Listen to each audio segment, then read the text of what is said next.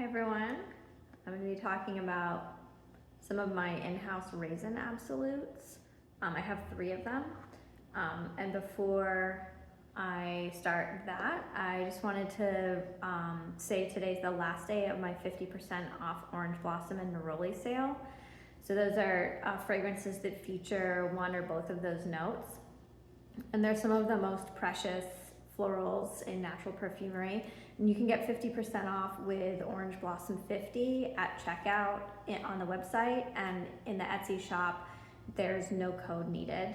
The Orange Blossom Enfleurage is only on the website, and that one is almost sold out, so I'm not sure when it will be back in stock. It depends on my trees.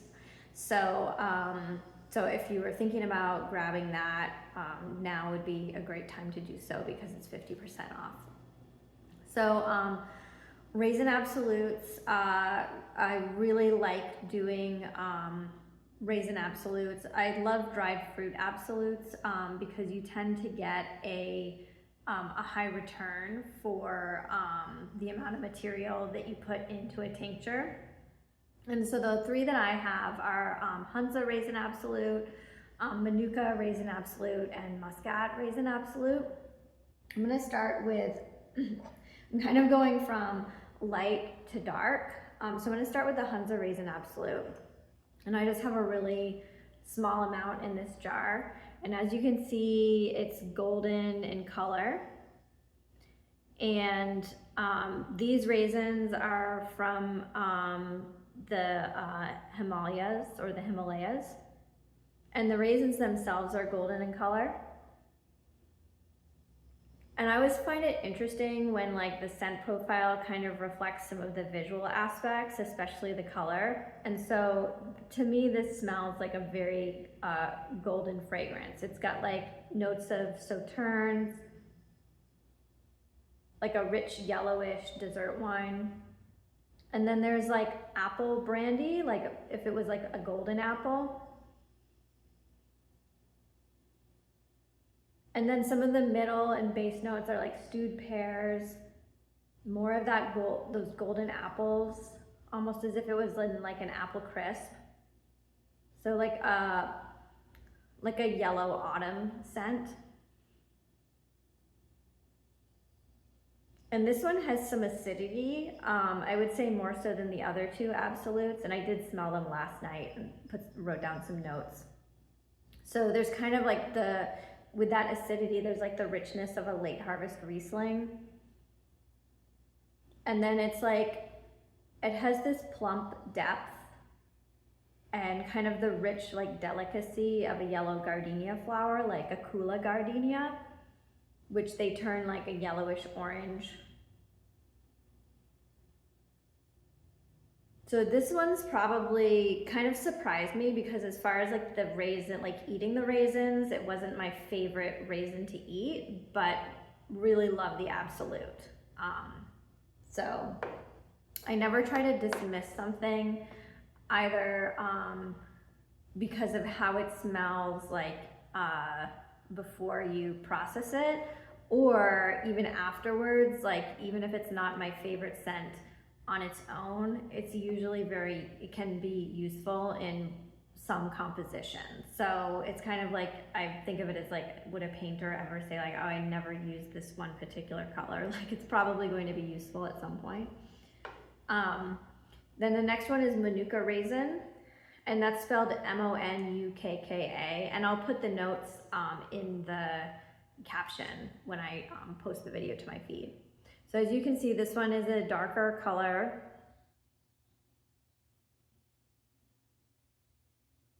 And kind of brownish, like garnet colored, like very jewel toned.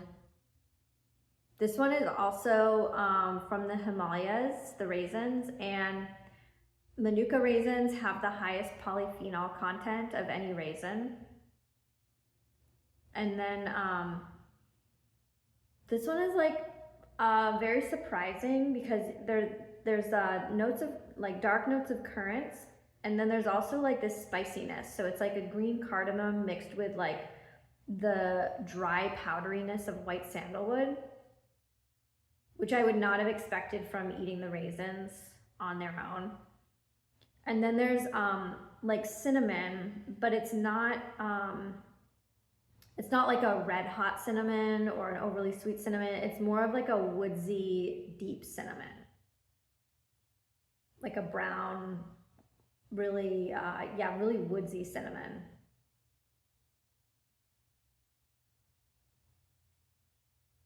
And then there's the sweetness of plum wine, which of course has like floral notes too.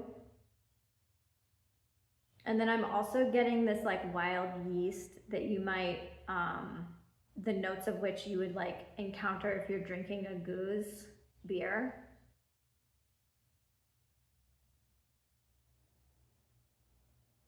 And then I'm just pausing because I'm getting a notification that there's a poor connection. And then the last like notes that are coming through are almost like Lubuto incense, which has a type of rhododendron in it. So this kind of tartness, almost like rhubarb, but incense too. So kind of resinous. It's not really like a frankincense or a myrrh. So there's nothing lemony, nothing like particularly unctuous, but this kind of like tangy incense, if that makes sense. So that's the Monukka Raisin Absolute.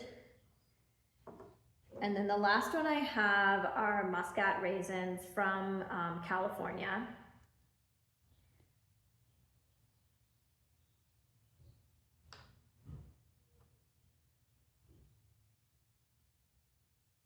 And again, pretty interesting, like melon and rose coming through in the top notes. Like a muskmelon or cantaloupe, but without the overly muskiness. So kind of that like peachy melon tone.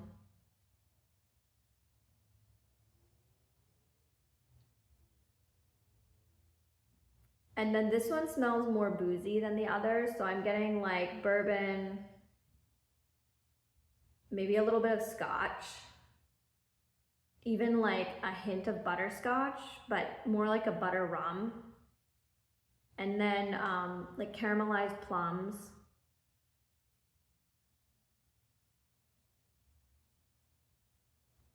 And the type of plum, it's more of like a French prune.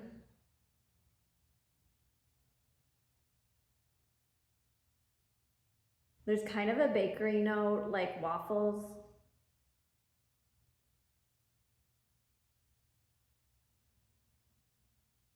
And now there's like this slight metallic back note, which I always notice with this one.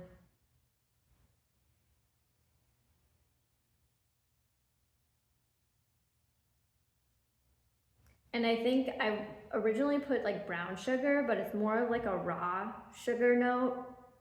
And sometimes that can taste a little bit metallic to me. So I think that those two notes are kind of linked. So again, this is the Muscat Raisin Absolute. Again, a really nice brown color, not as garnet toned as the Monukka, more of like a dark caramel. So those are my Raisin Absolutes. Definitely want to do more Raisin Absolutes, and I need to check. I'll be going to Vermont probably at the end of this month to primarily do lilac and lily of the valley enfleurage. So I haven't even scheduled my trip yet because I'm waiting to see when the blossoms are going to be right. And while I'm there, I'm also going to check out my tinctures, like the probably like over 1,000 tinctures that I have, and see which ones I want to process. Some of the tinctures I did as like pre-blended perfumes. So I did like a multi-tincture of many different elements to see how it would age and develop over years, and then with the intention possibly of releasing it as a perfume. So sometimes when you're aging things or tincturing them together in concert, you get kind of this gestalt, like, you know, more than the sum of its parts. Hopefully a perfume. And I've done that with a few things. I did that with some of the Minotaur perfumes, so the Minotaur Path and the mazes inside the maze in particular. Those were long-term like co-tinctures of all the elements. And then I thought that they would be, you know, they could be released as their own perfumes. The same thing with Splitting from that series.